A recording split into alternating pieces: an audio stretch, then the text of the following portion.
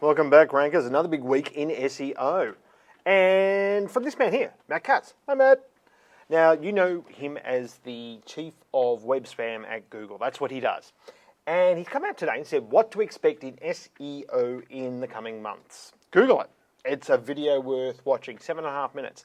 I'll give you the highlights, though.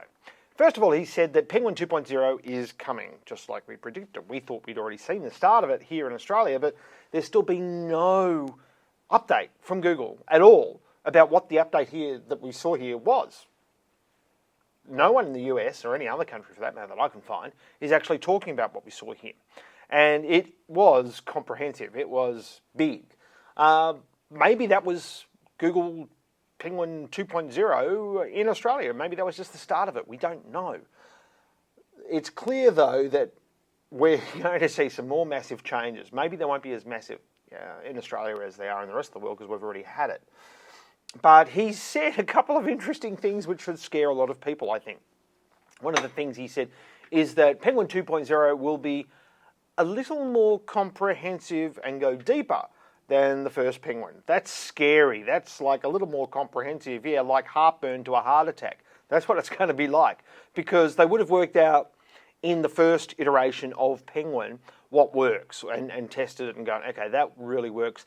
Now we can get broader and refine and get meaner, basically, and get rid of a lot of the spam that's out there. It's still not going to harm, I think, certain backlinks that you could describe as being paid for. Like I was talking to a client today, they have a backlink from a .org.au site, and it's a not-for-profit site here in Australia. And the reason they have that backlink is because they offer discounts to the members of that site. So in some ways you could say, well, that's a value exchange, so isn't that a paid backlink? Well, you know, that not-for-profit had to make a decision about linking to that site. So someone has said, well, that site's worthy. So, you know, it's a page rank of PR5. The link that they're getting was like, great. Good idea for a lot of you out there, no doubt. Those ones will still work, and the other ones that will still work are to, you know, if you're sponsoring the local footy club and those sorts of things. The ones that won't work, that he said that Google is going to be clamping down on even harder, are advertorials in large publications. And we saw this happen last year with, or it was probably earlier this year actually, with Interflora in the UK, where they went out and purchased all these advertorials in all these publications. The publications were linking back with anchor text to Interflora, and they were not following the backlink. So what happened is Interflora disappeared and the publishers got hit as well.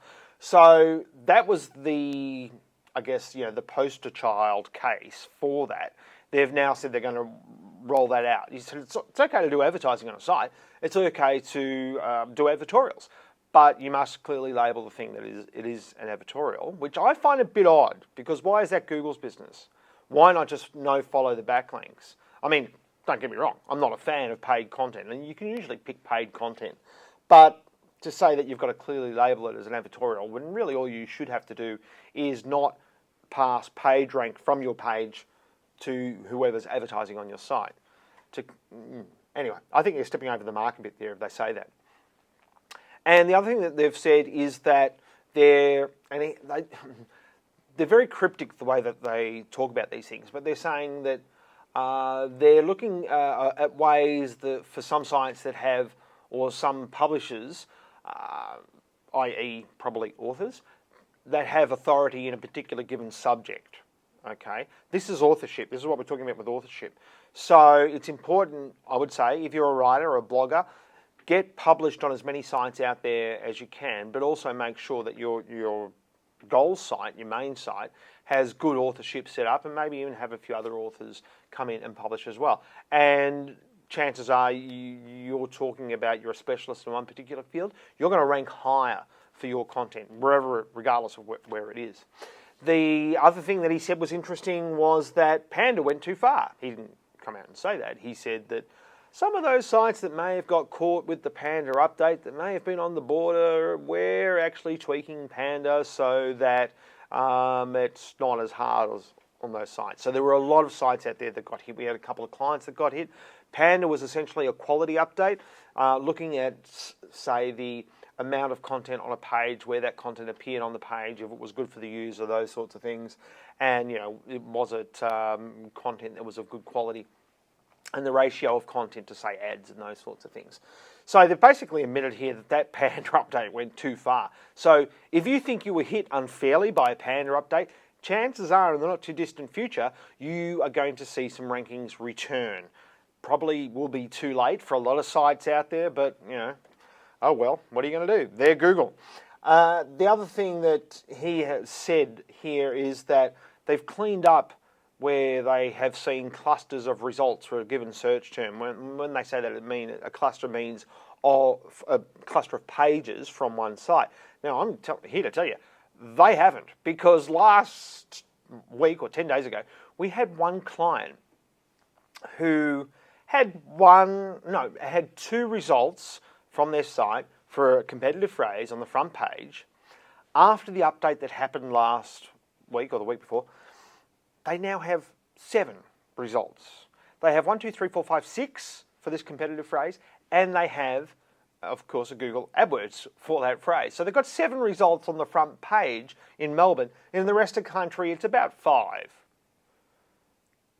I can't believe that Google would want that result, but they've got it, and they reckon they've fixed it. So our client is probably going to keep those results, which is great for our client. I've just got to work out what Google did in that change to make that happen, because we didn't do anything black hat on the site. The way that we're feeling about it here is that Google has finally got their algorithm right to look at our clients' content the way that they've been telling us to produce content, and their rankings have subsequently gone up. I know that's probably a little bit arrogant of us, but that's the way it feels, because all of a sudden it's like we weren't doing anything black hat, we weren't buying any backlinks, we're looking at the site thinking, yeah, okay, why doesn't that word rank? And now all of a sudden it does. It's like, oh, thank God. We were doing the right thing after all. So thank you, Google, for getting it right. They're the main things. The timeline for these sorts of things, I would expect to see Penguin 2.0 come out in the next 2 to 3 weeks. And then I think we'll see the Panda update that he's talking about probably another 2 or 3 weeks after that, because I think Google will want to let these things settle in and basically propagate around all their different data centers and the results and get feedback to see what's happening and how users are reacting to those changes. But heads up, Penguin 2.0 isn't here yet.